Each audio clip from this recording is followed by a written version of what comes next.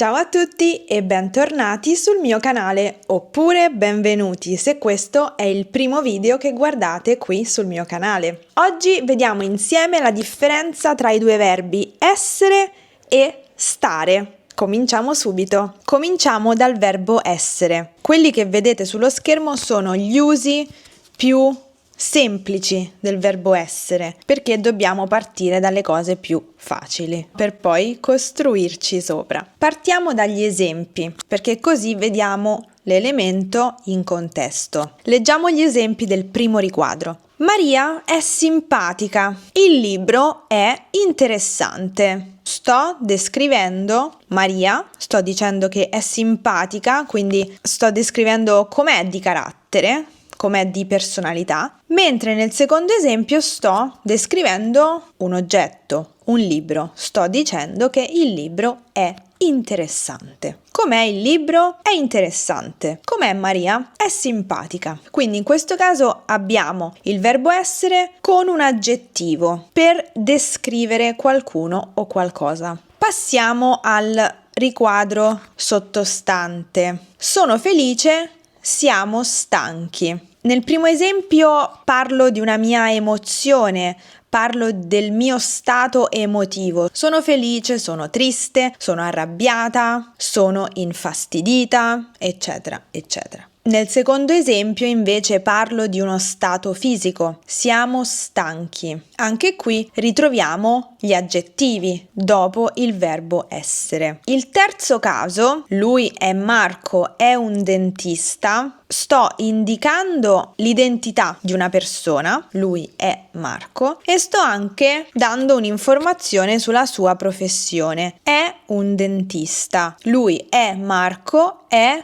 un dentista. La professione si può anche indicare con il verbo fare, fa il dentista, però in questo caso ho messo solo l'esempio con il verbo essere perché l'argomento del video è la differenza tra essere e stare. Quindi in questo caso abbiamo l'identità, quindi chi è qualcuno, chi è una persona, quindi indicare, e anche indicare la professione di una persona. Nel quarto riquadro abbiamo gli esempi: Roma è in Italia. Dove sei? Sono al mare. Quindi qui il tema è la posizione di qualcosa o di qualcuno. Roma si trova in Italia, quindi Roma è in Italia. Dove ti trovi? Mi trovo al mare. Dove sei? Sono al mare. Quindi usiamo il verbo essere per indicare la posizione di qualcosa o di qualcuno. E poi infine ho aggiunto anche il riquadro sull'indicazione di una data e di un orario. È lunedì, sono le 16, quindi usiamo il verbo essere. Quindi facciamo un piccolo ripasso delle cose che abbiamo appena detto. Usiamo essere per descrivere qualcuno o qualcosa. Maria è simpatica, il libro è interessante. Usiamo essere per parlare di emozioni e stati fisici. Sono felice, siamo stanchi. Usiamo essere per indicare l'identità e la professione di una persona. Lui è Marco, è un dentista. Usiamo essere anche per indicare la posizione di qualcosa o di qualcuno. Roma è in Italia. Dove sei? Sono al mare. Usiamo essere per dire la data e l'ora. È lunedì, sono le 16. Adesso passiamo al verbo stare. Leggiamo gli esempi del primo riquadro. Come stai? Sto bene, sto male, sto così così. Questo è l'esempio più facile dell'uso del verbo stare. Lo usiamo nella domanda come stai, come state, e poi nella risposta sto bene, sto male, sto così così. Quindi in questo caso l'informazione che diamo riguarda la nostra salute. Bene, male, così così sono avverbi. Questo è importante. Passiamo al riquadro successivo. Gli esempi sono state calmi, sta zitto. Qui abbiamo il verbo stare e un aggettivo che è un po' strano, no? Però guardate bene gli esempi.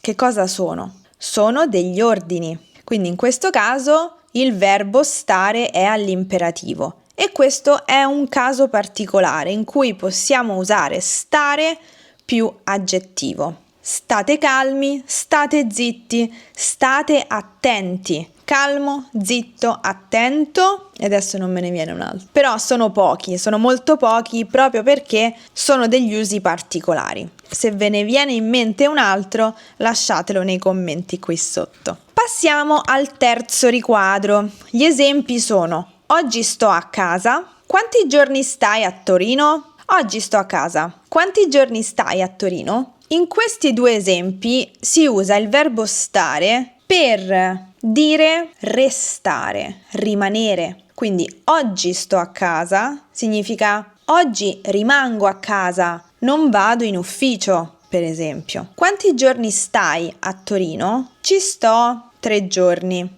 Quindi ci rimango 3 giorni. Rimango a Torino per 3 giorni. Gli ultimi due esempi degli usi del verbo stare sono sto parlando, sto per uscire, che sono le due strutture classiche con il verbo stare. Nel primo caso, sto parlando, indico un'azione in corso, stare più gerundio. Nel secondo caso, indico un'azione sul punto di iniziare. Sto per uscire, quindi stare per più infinito. Quindi usiamo il verbo stare per chiedere come sta una persona, soprattutto dal punto di vista della salute. Come stai? Sto bene, sto male, sto così così. Usiamo stare per dare ordini. Qui abbiamo i casi particolari. State calmi, sta zitto,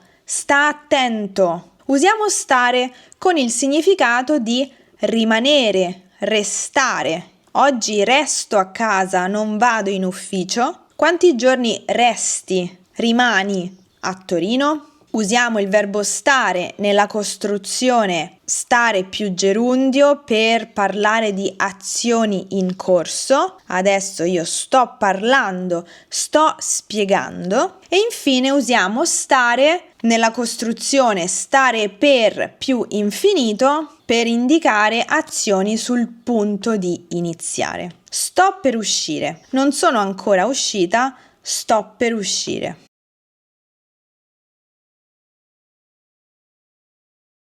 E questo è tutto per la lezione di oggi, spero che vi sia utile. Se avete delle domande specifiche con esempi specifici, mi raccomando, lasciatele nei commenti qui sotto, perché così posso rispondere ai vostri dubbi. Grazie mille per aver seguito questa lezione e noi ci vediamo nella prossima. A presto! Ciao!